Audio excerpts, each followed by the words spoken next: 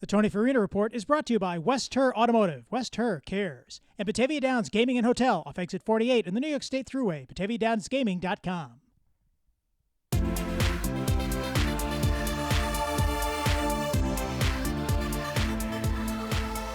You've changed this office quite a bit since you come in.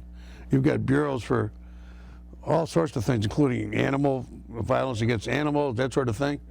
How many bureaus do you have? And got about 15 bureaus.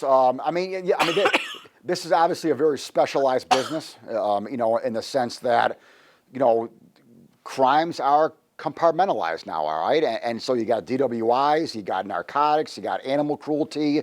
You have appeals. You got just certain subsections, and you try to focus on those subsections, and by targeting certain kind of crimes with specific bureaus, I think that it helps not only solve the crimes, but reduces crime. Reduces, yeah. I mean, how many lawyers do you have working for you? 105.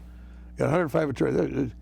It's an amazing job that I guess it requires your full attention. It does, absolutely. Especially in today's environment. Absolutely. Mental health, the relationship with, that everyone's talking about now, with how are we going to treat it, how is the law enforcement going to work with the mental health people to either to prevent crime or, I guess, the red flag issue. Correct. Obviously, mental health is pervasive in the criminal justice system, from the sense that there are many, many individuals who are caught up in the criminal justice system who have mental health issues. There's just that's a fact.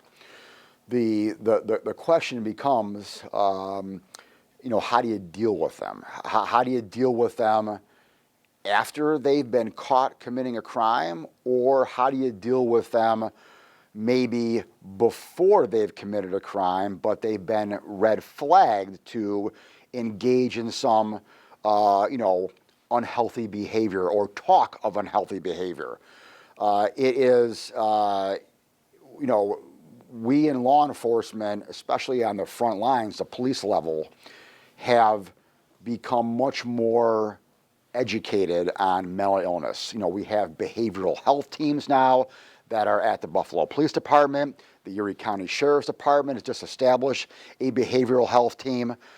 So the behavioral health, the mental illness aspect of identifying someone who has some problem and getting them help before anything really bad happens is something that we deal with every day. Now, the problem becomes that, once, if an individual who commits a serious crime, like a homicide or a rape, if they have a mental health issue, you can't let them go. You can't just say, okay, you know what, you've got a mental health problem, let's get you some treatment and then let you go. That can't happen. They've got to go to jail. And so that person with a mental illness, it's too late. It's the person who, has a drug charge, petty larceny, criminal mischief, the lower misdemeanor level crimes, where if they have a mental health issue, then we can get them help and get them, hopefully preventing future crimes. That's a difficult task, to get the right people involved there. And that's why we have a mental health court, though. We've had a mental health court for years. And the drug courts. And drug courts. And the veterans court. Absolutely. I mean, we've had a lot of boutique courts. Absolutely. For every person that goes to jail in this community, there are thousands who get help. Thousands. I mean, the ratio is astronomical. All right. So for all the social advocates out there, and all those who think that law enforcement and prosecutors, that all we do is put people in jail, that is the biggest lie in the world. All right. I'm not even going to call it a myth. I'm going to be point blank. It's a lie, because there are thousands and thousands of people who I send to drug court, mental health court, veterans court, diversion courts, and get them help, who never go to jail, who get the help and then get back and lead productive lives. Thousands of them for every one person I put in jail. We all, Judge Wolfgang and myself and you, were at that event last week, or recently, I'll say, for the former judges and police conference, Yep. now the Business and Professional League. Yep. And among the honorees was someone from your office, as well as well-known defense attorney Herb Greenman, who got the Lawyer of the Year, and well-deserved. But Mike Dermosich from your office also received an award. What did he receive, and why did you recommend him? He received the Public Service Award for his outstanding years of public service. He's been in my office for 35 years. He just recently became a law clerk for a judge, which is great news for our community. But he was here for 35 years. In the bureaus that you were talking about, he was in every bureau in this except two.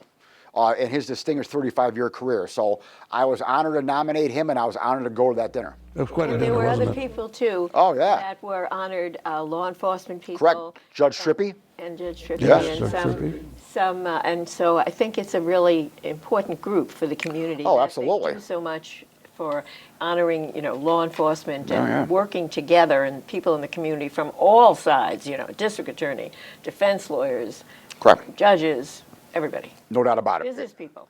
Absolutely. I mean, working together and collaboration. I can tell you that the partnerships and working together that this office has with our federal law enforcement partners and our other state law enforcement partners, along with the city of Buffalo, it was those partnerships that got us to make an arrest and an indictment on the top shooting. It wasn't always like that either, John. I remember years ago when there was friction at times Not anymore. between Buffalo and the feds. Nope, we all work together now. As you pointed out, that it's better. It's so good for the community because in the top shooting, for example, they were able to get certain elements of proof, and forensic evidence that you might not have the capacity to, or the people for, or or the technology. Yeah, no, yeah. I mean, we had the technology. It's just the staff, obviously. It's the more people, the better. Again, it was so that the relationships and the partnership that we had built up over years and years and years. That went in the action on that Saturday. In my opinion, led to the quick action that was taken. And the last but not least, we have a chance to talk about the discovery aspects, how the law has changed and made it so difficult in many ways. You're speaking of staff and people, and ability to get cases together and to prosecute cases. That was a change in the law that was definitely not for the better for the community or for law enforcement. No, it was.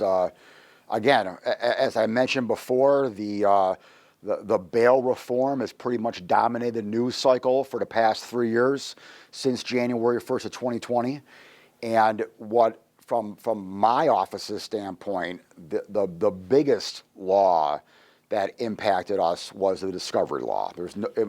When I put bail and discovery on a scale, the discovery tips way higher as far as a impediment to justice in this community, and the fact that I have such short deadlines now and such short timelines now, and the fact that they tie discovery to the speedy trial, where cases can now get dismissed because I didn't provide discovery.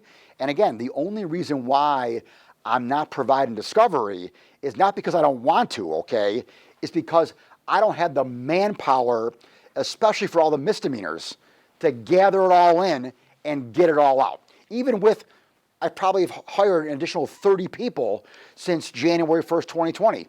And even with 30 more bodies in the office, I still can't keep up. I mean, I hope that people understand what we're talking about, the fact that I guess the law went from one extreme to the other, requiring you to give the district attorney to give all this information within a very short period of time to the defendant, whereas you used to be able to give it, as it came along, or at jury selection. Yeah. Oh yeah. Listen, the old law was definitely flawed. Don't get me wrong.